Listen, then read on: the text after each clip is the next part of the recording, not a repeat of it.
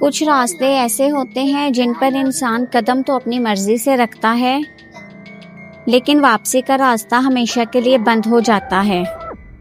السلام علیکم پیارے دوستوں، خوف کا سفر میں خوش آمدید۔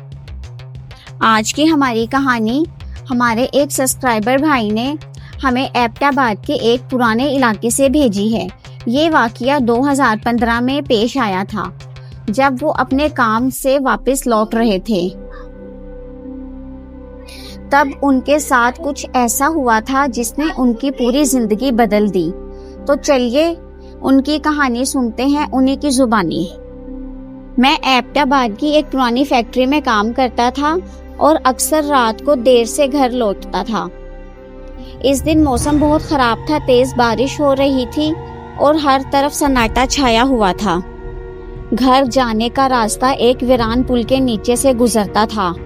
میں موٹر سائیکل پر تھا جب اچانک پل کے نیچے مجھے سفید لباس میں کوئی کھڑا شخص دکھائی دیا۔ میں نے سوچا شاید کوئی بارش سے بچنے کے لیے کھڑا ہے، اس لیے میں نے موٹر سائیکل کو آہستہ کر دیا۔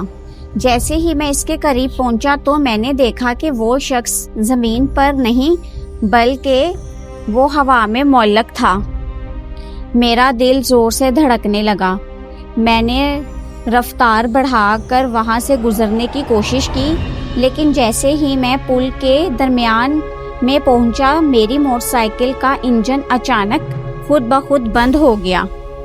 چاروں طرف مکمل خاموشی چھا گئی۔ تب میرے پیچھے سے کسی نے بہت بھاری اور عجیب سی آواز میں میرا نام پکارا۔ میں نے پیچھے مڑ کر نہیں دیکھا، بس کلمہ پڑھنا شروع کر دیا۔